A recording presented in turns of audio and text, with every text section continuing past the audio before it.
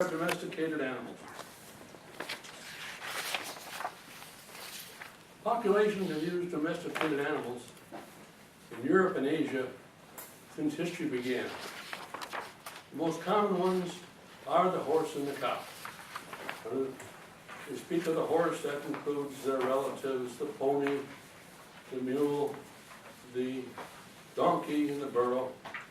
And we speak of the cow, it has its own relatives, the oxen, the water buffalo, other bovine species.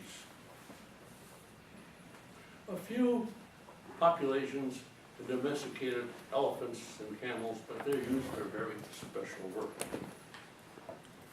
Early people used the ox as their domestic animal.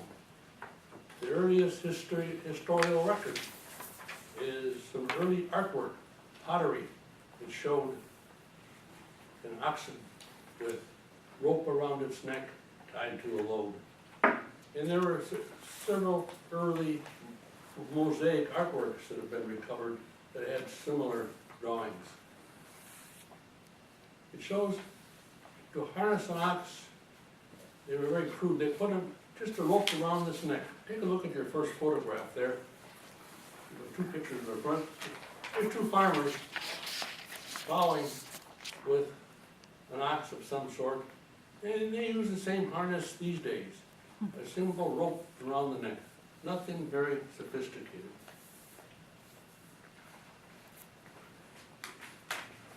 The Romans used chariots for war, and they needed horses because they were faster and stronger. But they didn't know how to harness a horse.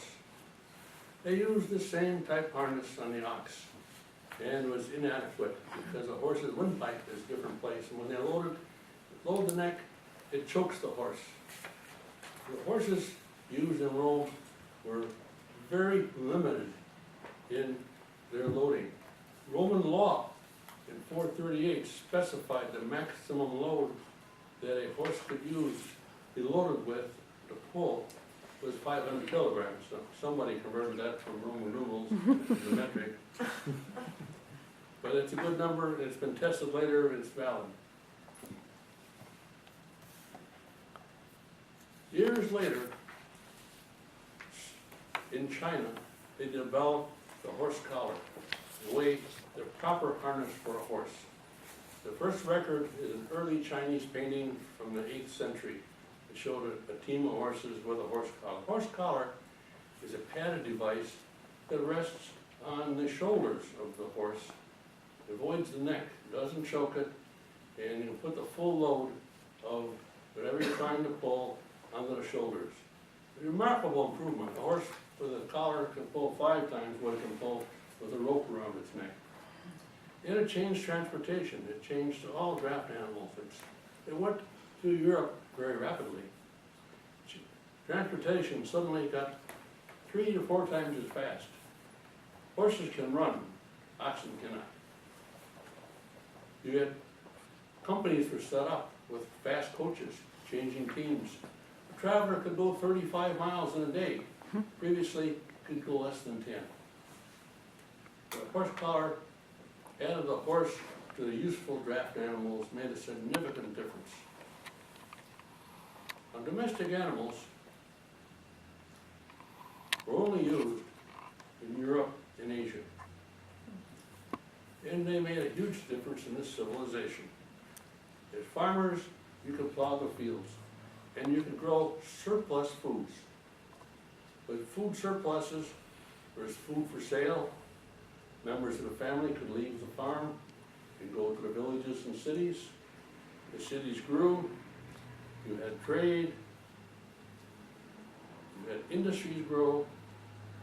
And the domestic animals were needed for cities to grow, because for cities you needed stones to build the buildings, you needed large timbers to be brought in. There were markets for food, and again you needed draft animals to bring the food in. So the cities were dependent on transportation from draft animals. And with the cities, civilization grew. Compare that with the places that had no draft animals. Africa and the Americas had no draft animals except for some tribes in America had dogs. Without draft animals, to travel, you walked. To move something, you carried it, either on your back or on your head. So civilization in these continents was very stabilized. It never improved because there's no communication. So the use of draft animals in Europe and Asia really made the civilizations grow. It was the antecedents to our civilization we have today. So using draft animals is very important, and the invention of horse collar made the horse the prime mover for animal power in those days. Thank you.